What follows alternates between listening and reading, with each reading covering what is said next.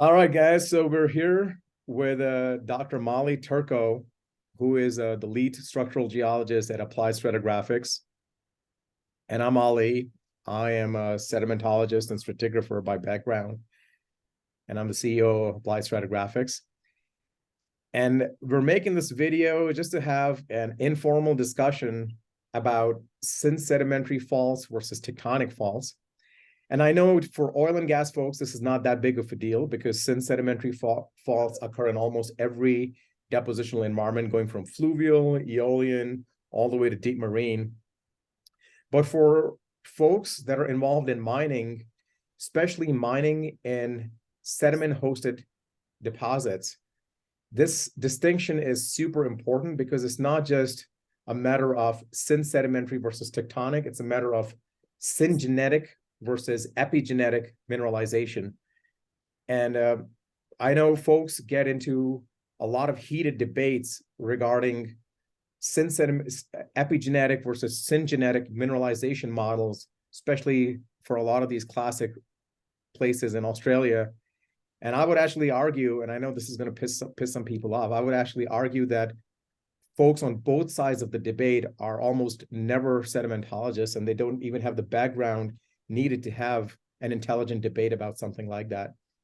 But that's just me. Okay, I just don't think there's the mining industry hires enough sedimentologists to have those sort of debates. But anyways, let's start with tectonic faults. So Molly, how would you define a fault that is truly tectonic? Well, if I can just draw the fault on here to start, hopefully you can kind of see this blue line that I'm drawing. You can see this, it's a relatively apparent low angle fault. One of the first things I want to look for is, what's that damage zone? So when you get your syntectonic or maybe like an epigenetic fault, you really you don't expect a wide damage zone. But in the case of tectonic faults, think about those regional stresses acting on that fault. Before you're able to really break through, you get a lot of force acting on that rock that can lead to a large damage zone. So just look at the fracturing. Look at how fractured this segment of rock is versus something over here where you really don't have a lot of fracturing. So look at the damage zone as you approach the fault. Do you see a lot of damage, a lot of fracturing leading up to it? That's going to be one clue that this is a tectonic fault. And sort of cut you off, Molly, but that is, I took this picture in the Brushy Canyon Formation, and just you drawing that picture helps. I've seen this picture like 100 times, and I never noticed the fact that the rocks in this part of the photo are actually a lot more fractured than rocks in that part of the photo. Yeah. So that's a big one that I definitely didn't know about. But yeah, please go ahead. Yeah, so pay attention to your fracturing. Are you getting an increase in fracture intensity? That might mean you're getting close to a fault. You can also see a lot of stuff along here that looks relatively sheared. So that might be some fault gouge, some shear planes along there. I think we'll look at maybe a few other things that we'll get a closer view of the fault plane. Yeah, hopefully that kind of just helps with this one. This is also a really large fault. Scale can really matter. I tend to see the syntectonic stuff at a smaller scale. Not always, you can have big events. But generally, if I see something large and thoroughgoing, I'm going to think that's tectonic versus sedimentary. Sedimentary. All right. So one of the reasons we're also making this video is there's a lot of students out there in oil and gas who are their masters or the PhD focuses on artificial intelligence, machine learning. They just don't get out in the field that much, or maybe they're in a country where there are no really good exposures of faults and sedimentary rocks. So if I'm in the field and I'm walking around, I don't expect the fault to be one single line. It's oftentimes a zone, as Molly mentioned. It's almost like a corridor, like a meter or 2 meter wide. It could be filled with gouge, with brecciated material, and so that's important. The next thing we're going to talk about, I'm going to clear all our drawings here, and move on to the next slide. let's see. Oops, I gotta think. Let me clear things up. Clear all drawings, get out of this. All right, so here we're looking at the famous Moab Fault Zone. We lead a lot of field trips out there. In fact, Molly's leading a field trip out there in June for a bunch of companies from Norway. But if you're looking at the surface right here, and if we zoom in on it, you can see all these slicken lines, and I'm going to let Molly talk about some of the other features beside the slicken lines. Yeah, this is a beautiful structure. I don't know, can you go back one slide? Oh yeah. Awesome. Yes. So whenever you get these tectonic faults and you get these fault planes forming, your rocks are going to be solid. So with the syntectonic sediments, things might be, they might still be fluidized, they might be relatively soft, but when you get these tectonic faults, you're really going to be cutting rocks that are basically completely lithified.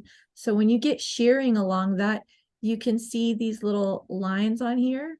Those would be your little slicken lines coming through there. That's going to tell you the way the rock moved.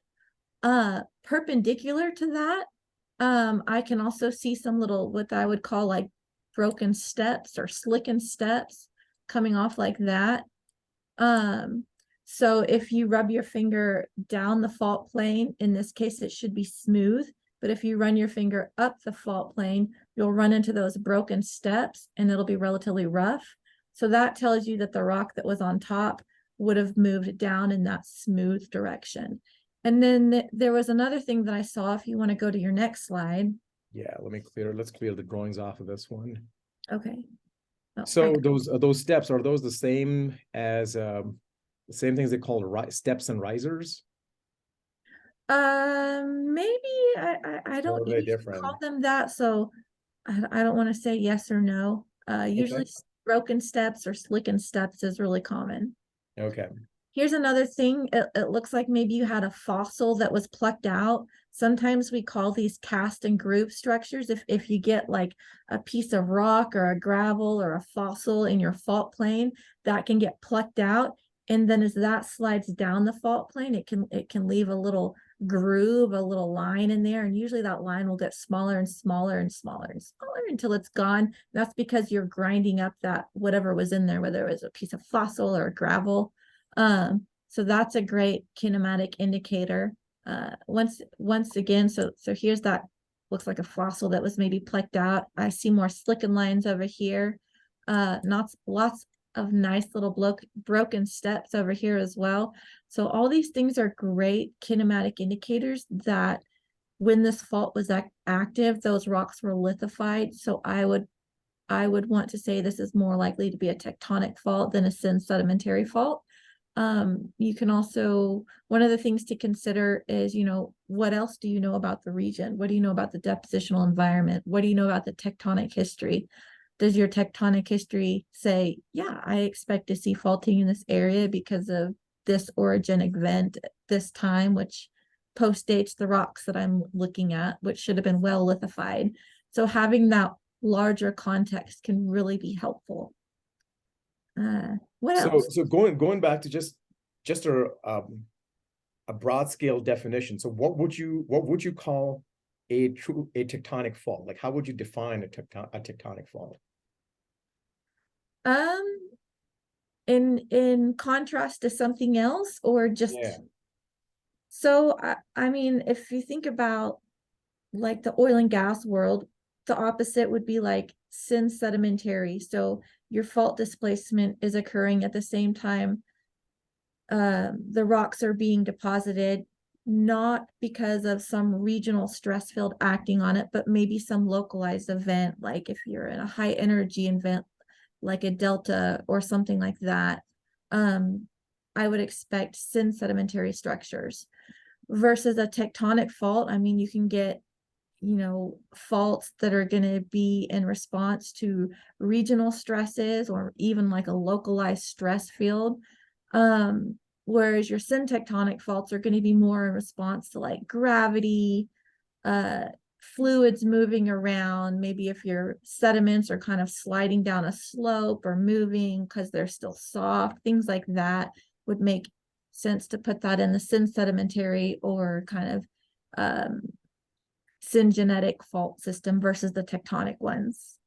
All right, thank you, Molly. So folks, the reason I'm asking Molly the same questions over and over again, and I'm doing this deliberately because I want you to know when you're looking at, every time you're looking at a fault, there's a few categories you can put those faults in.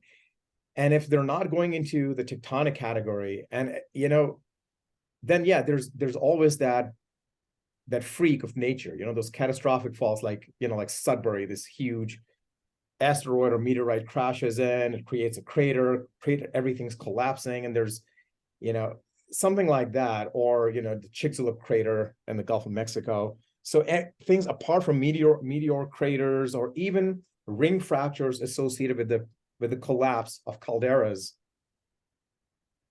So you've got that category, and if it's not fitting in that category, then most likely the only other big category is synsedimentary.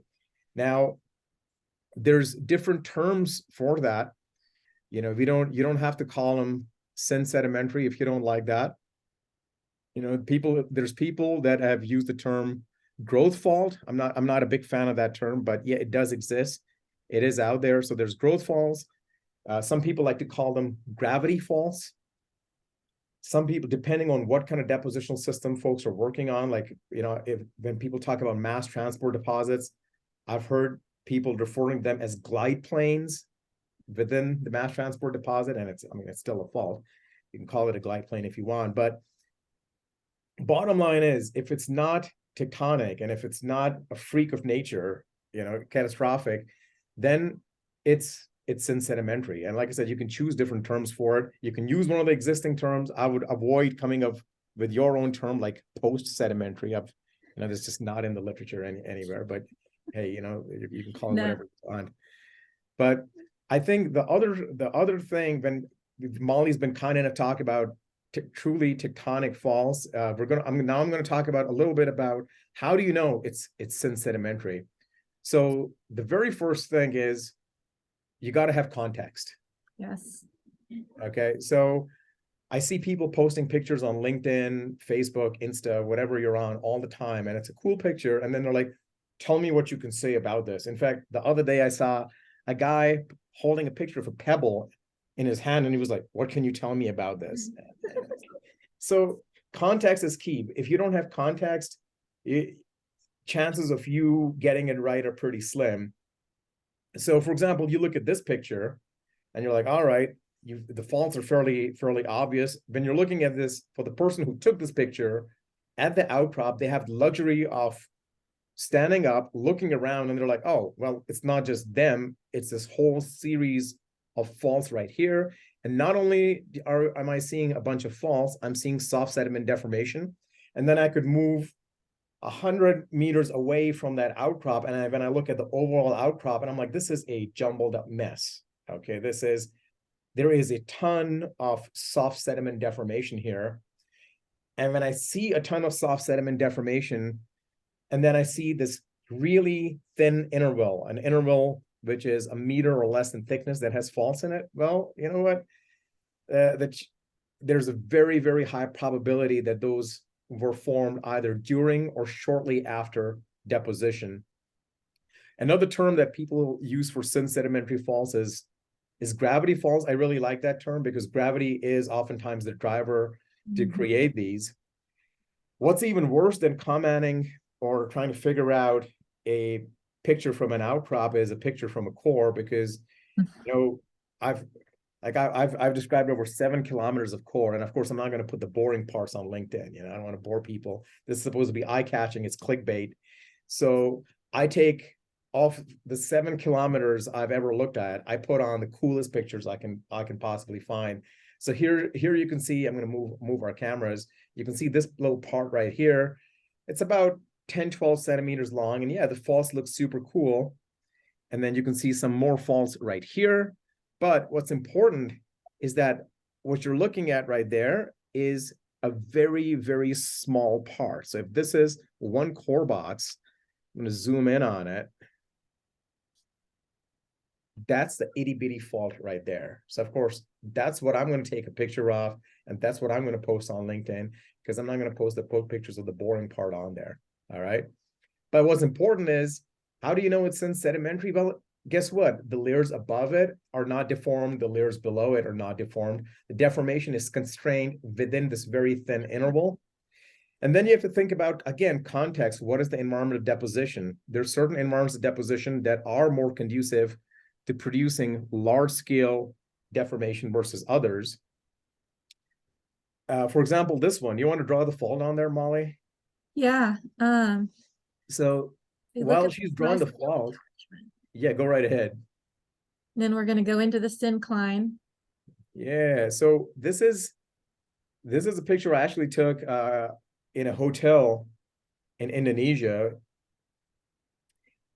So when you're looking at this thing, if you've never worked evaporites, or if you've never seen good outcrops of evaporites in your life, and you're looking at this again, you're like, oh, I can see the faulting. Molly's even pointed out the little anticline that goes with that fault. But what you're looking at is a TP structure, super common in evaporitic settings, salinas, sapkas, even some lacustrine settings, very, very common. They're forming in the Red Sea right now. If you want to go look at some modern examples. So again, knowing that, being familiar with different environments of deposition, being familiar with the sort of deformation that can occur there is key. And, again, I've said this before, and I don't mean to piss people off, but I would say 99.99% people in the mining industry have absolutely no clue when it comes to sedimentary processes and the sort of deformation that can happen. And then I see these two groups going at it, arguing, for example, about VMS deposits. They're like, oh, no, it's syngenetic versus epigenetic. And it's like, man, both of you guys call turbidites mass flows. So, I mean, should you even be talking about this stuff? But anyways, Yeah. So I would probably call that a low energy environment. Is that a good way to think about that? Yeah, in fact, in this case, they're all evaporites, right? They're evaporites. So the energy is not even a factor. In this case, it's just a space problem. You have evaporites precipitating. There's no room for them to grow sideways. So you get a lot of compression. And some of the most gorgeous looking thrust faults I have ever seen are in this uranium deposit in New Mexico called the Tudiltal limestone.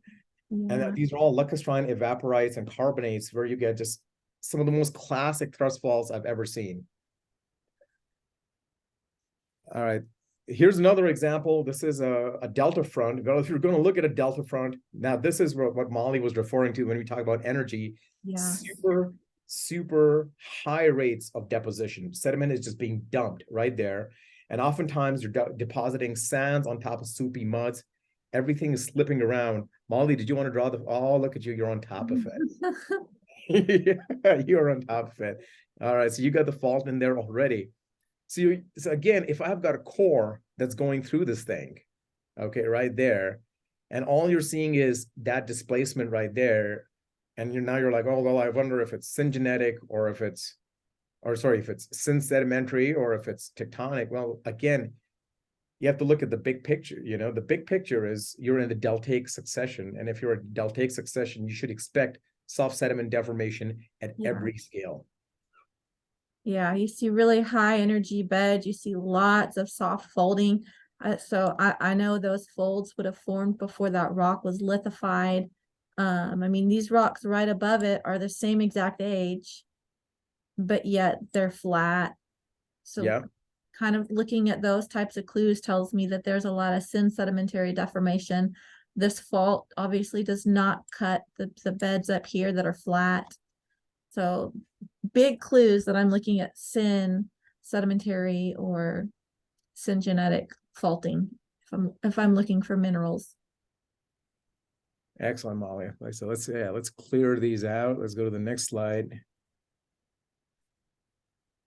All right. What do you think about this one, Molly? I think that's a really pretty place that I'd like to go to. I'm gonna kind of draw the fault on here the way I see it. To me, I don't really know that I can draw the fault much higher. I see the beds above here, you know, they're not being cut. They're relatively flat. Same thing down here at the bottom of the fault. I see a lot of flat beds. I also don't see a lot of deformation away from this fault. If I just kind of circle this area along the fault zone, you know, I don't see an increase in fracturing adjacent to that fault versus away. So to me, this kind of looks sedimentary. Those are the clues that I'm kind of looking for. If I had my boots on the ground, I would want to walk around and look at this. Do I see any, you know, folded beds? You know, this beautiful sandstone, is this folded anywhere that is not related to tectonics? What about the depositional environment? What can you kind of tell me about this? Yeah, so this one, this is from the Jurassic Navajo Sandstone. It's an Okay. eolinite in Utah. And a lot of folks, you know, when they look at faults and eolinites, they're like, well, it can be soft sediment deformation, right? Because you don't get soft sediment deformation in eolian deposits. And it's like, no, man, you'd be amazed. You'd be amazed. I mean, again, some of the most spectacular examples of soft sediment deformation I've personally seen have been in ancient eolianites at White Pocket, Arizona, and some Yeah. of the spots. So yeah, all it takes is a very, very little moisture Mhm. to get these things going. And sometimes it's not even the moisture, it's just the fact that, you know, you've got these things. Sometimes, depending on what the grains are, we always assume it's going to be pure quartz sand, and that's not the case. If you go look at the modern Aeolian sands in the Persian Gulf, a lot of those they're either broken up ooids or they're broken up shell fragments, and they get cemented up really quickly. One rainfall, even in the Bahamas, it takes is one rainfall, and those dunes are actually cemented, and then they start then they start breaking apart while deposition is actually going on. So it's yeah, again, it's these depositional processes, they're super important to understand. All right, let's clear this out. Let's move on to the next slide.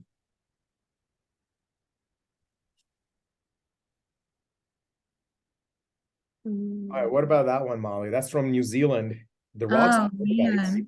I see multiple fault planes coming through here. I want to pay attention to these beds through here. I'm just gonna draw a line through a bed. Even though I'm only getting a snippet of the picture, I can see that as I move towards the fault, I'm getting higher fracture intensity in those units Most versus definitely. way. So that's one clue that these rocks were going to be highly lithified before that fault cut through there. It's also a really large structure. It's not really one of those little micro structures that we could see in a core or that we could just put our hand on in the outcrop. I see a lot of fracturing right here in my fault core as well. So if I had to take a lucky guess, I definitely think this would be more related to tectonics. To me, I, I mean, it's hard to pick what beds go where, but to me, this looks like a relatively large reverse fault. So I would ask myself, does that make sense for the tectonic history? Am I in a region that has undergone compression after these rocks would have been deposited, after they would have been lithified? Would that make sense? If I know anything about the paleo stress fields and thinking about the orientation, I have an expectation set up for the orientation of thrust faults, and I would ask myself, does that fit into it? It doesn't have to, but if it does, then that's just icing on the cake. What else? What else, Allie? Yeah, yeah, those are all really, really good points. And again, from a set thread perspective, if I'm walking around on outcrops like that, and if I'm just looking at, if this happens to be a lobe margin, you know, again, we're talking about very, very flat dips, or even if it's on the slope, it's not a mass transport deposit. So I'm not expecting a lot of deformation to be happening at that particular scale. So if it's not if you're looking at a deep water succession and it's not a mass transport deposit, and all these points that Molly has brought up, then again, it makes sense to go with a tectonic interpretation and not a sedimentary one. But again, in order for you to do that, you need to know what the difference is between high density turbidites and mass transport deposits versus bottom current deposits. All the flavors that we get in a deep water setting. And if you don't know that, again, you're in trouble. You know, your interpretation skills are highly limited. All right, last one. It says the Curtis Formation in it's either the Curtis or the Somerville in Utah. Either way, the environments of deposition are very similar because this is a Sapka setting, very dry, arid. And I am going to let Molly draw the fault in there. All right. So you set another Sabka setting. So for me, my first thought is, all right, low energy during deposition, right? Yep, exactly. Very, very low energy. Yeah. So I wouldn't, I mean, unless we're talking about evaporites and teepee structures, I wouldn't expect a rather large normal fault to occur sedimentary with these type of units. Absolutely. I also see, you know, adjacent to my fault plane, you can even see some bleaching in this fault plane as well because of all that fracturing and all of that deformation. Really good point there, Molly. Yeah, oftentimes with these tectonic faults, you are expecting fluids to migrate along those fault planes and fracture planes. And you know, the chances of that happening with tiny sedimentary falls, yeah, it can happen, but it's pretty darn low. Yeah, yeah. Yeah, this is a great fault. So folks, that's there. I mean, that's there you have it. I mean, it's this has been a bit of a rant, but I think I think what you need to get out of this is oftentimes it takes a team. If you're just a generalist, then it's very important to sit with a specialist and figure these things out, and to sit with the right specialist. You know, especially like I said, in the mining industry, oftentimes what happens is there's a guy who he's in South Africa, so he starts off his career looking at kimberlites. You know, he's an igneous petrologist by background. He does great with kimberlites for 10, 12 years. And then they're like, all right, since you're already in South Africa, why don't you work on the Bushveld? And then he works on chromatite deposits for a long time. And now by now he's already in his 50s and he's at a very high position in the company. And they're like, okay, now we want you to go manage this team looking at the Central African copper deposits. And he's like, yeah, not a problem. And he gets into those. And it's like, well, wait a minute. He worked on kimberlites and then he worked on this layered igneous province, looking at chromite deposits. And now he's working a sediment-hosted copper deposit. And this is going to be an entirely different beast. And the facies diversity in there is ridiculous. So maybe that's a time when you should be like, either get some training or bring on someone who actually knows about SEDSTRAT. And same goes, and it works all the way around too. If you're a sedimentologist and you're like, okay, I'm really good with deep water deposits, I know what these things look like. Well, it doesn't hurt. It really doesn't hurt to bring on a qualified structural geologist, because like I said, that picture Molly first drew on the very first slide, I've probably seen that picture 50 times. And I never noticed that the fracture density was increasing towards the fault. It took her 30 seconds to do it.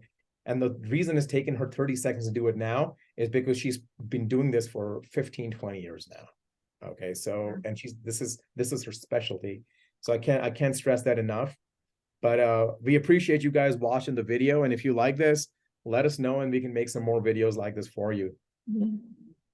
Yeah, I'd be happy to. This has been really fun. It's just a good reminder to think about, you know, the stratigraphy and what's your depositional environment and what's your tectonic history. Having a good mix of a stratigraphic background, which I don't have, but I have Ali, versus a structure background, which he doesn't I don't have, have. I do. So mixing those together is really going to get you a lot closer to the answer that you're looking for, to help with whatever successful prospects you're looking for, whether it's minerals or oil and gas. Having a team of those people with the different backgrounds can really be beneficial. Excellent. All right, folks. Well, thank you for watching. And hey, thanks for your time, Molly. Yeah, no problem. Thank you. All right. Yeah.